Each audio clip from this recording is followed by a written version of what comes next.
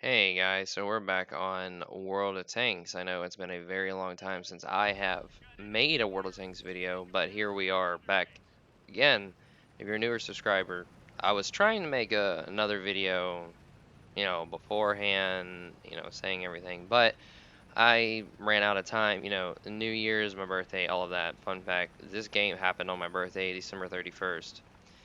So, I'm playing on Abbey Knight, tier 9 game. First game actually after getting this tank fully upgraded. This is my third game of the night. This is at 1 a.m. So, I mean, it is what it is, whatever. But I'm a little upset that I didn't go down this line beforehand because this thing turned out to be a completely different tank after being fully upgraded. And the tier 10 is no disappointment.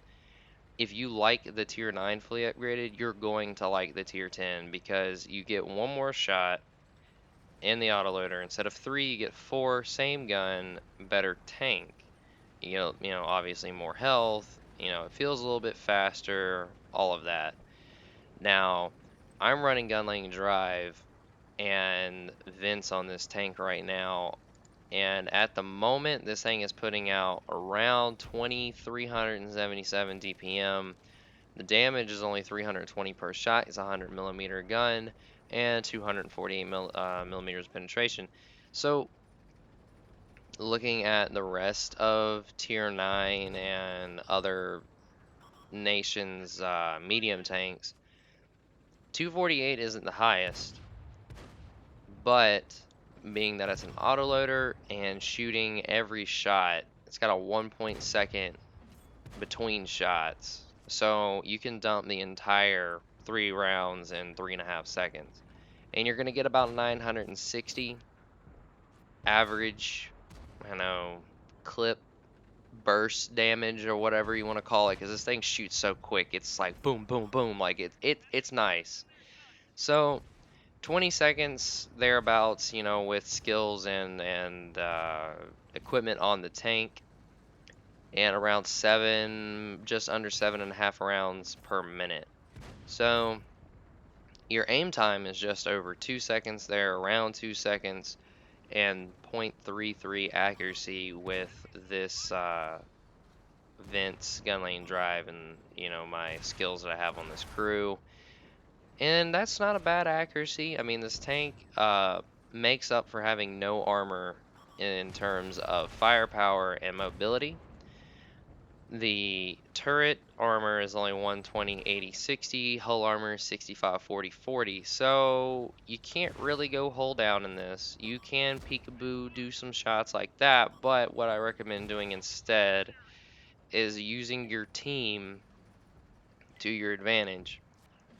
Let the enemy tank, whatever it is, shoot, and then you pop out and dump your whole magazine, considering that you're going, or dump your whole clip, whatever. I feel weird saying clip because being in the military, I always call magazine, and a clip's like N block for an M1, stripper clip for a right. You know what I'm saying? Like it sounds weird, even though it's supposed to be a clip because it's an autoloader. I just feel weird saying it because it's not technically a machine gun like, I don't know, PZ2C has.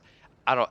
I'm sorry. I just feel weird saying it, but right now, I'm letting these two tanks fire at the M103. He's taking the hits. He's not dying. Whatever. I'm doing the best that I can. I do get hit by the J Panther 2, but he's not fully upgraded, so it only done just over 300. And you can't see this in game, obviously, but the J Panther 2 is calling for help, even though no one helped him.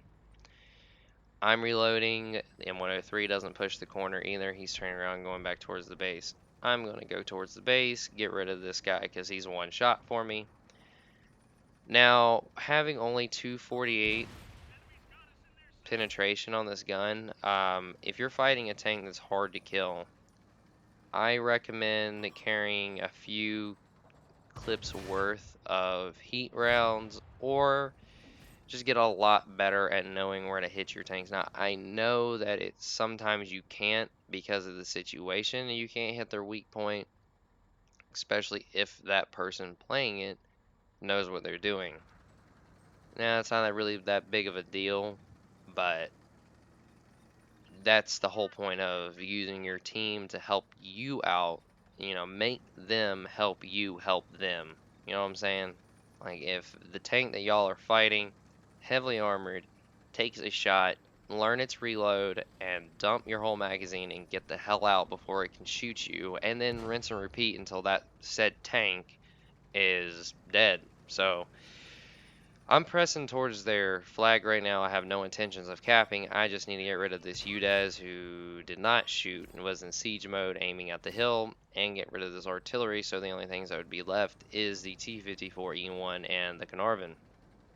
So this tank only has 1650 health, so that means that if you're running around in a tier 10 game or running around in a tier 9 game, anything really, there's going to be guns that can either one-shot you or take away half to three-quarters of your health depending on what shot you or whatever. If it's artillery, you get hit by that. There's a chance that it completely one-shots you if it directly hits you, like the M53, M55, or any tier 10 artillery. Artillery is dead right there. So if the M12 had shot me, he probably wouldn't have killed me, but it would have been very uncomfortable, and I'm glad he did not shoot me. So if you're thinking about going down this line, or you want a very fun medium tank, or an interesting medium tank, this is the one. I like to think this tank is a oversized light tank in disguise, because you can bounce some random shots, but for the most part you're going to get pinned on something that shoots you. So treat this thing like a very fragile tank, like you're playing a leopard. You don't want to get hit. You don't want to get seen. You don't want them to know that you're there. And if they do know that you're there, don't get shot. And use your terrain. You do have 8 degrees gun depression. It doesn't seem like it though. I don't know why, but to me it doesn't seem like you really have 8 degrees. But you do have some, so use that to your advantage and try not to get hit. If you are in a single situation versus two tanks like this, now I got lucky because I did not realize at the time that this Caernarvon was pretty much stock, because he shot me once, he's going to shoot me again, and that's when I realized that he didn't have the big gun for him.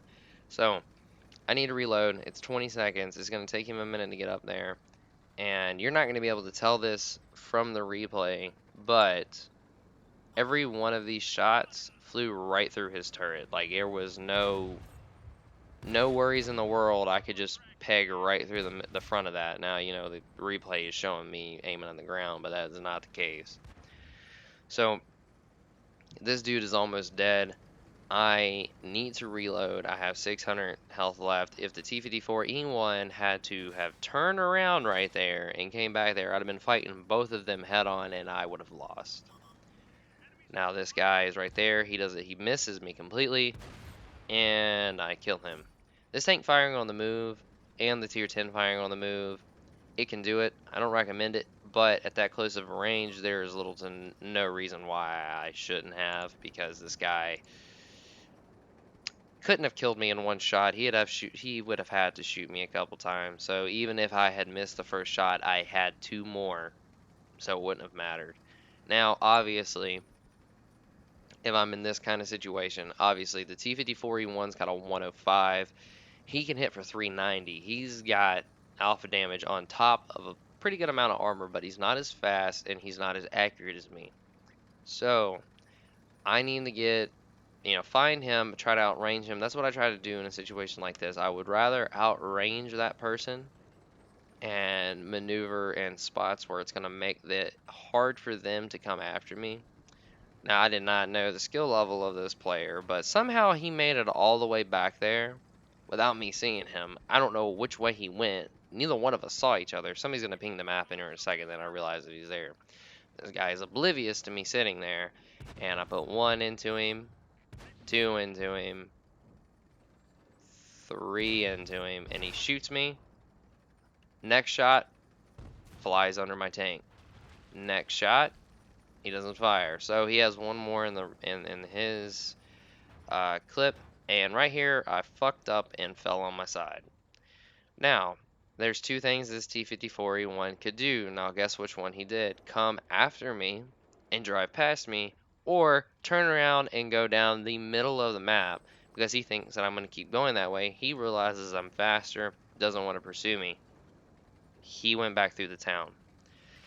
So, I didn't know if he was setting up a defensive position or he's going to be coming after me. Well, I don't know if this guy was having an off game or what this guy was doing, but he was not expecting me to turn around and follow right where he went.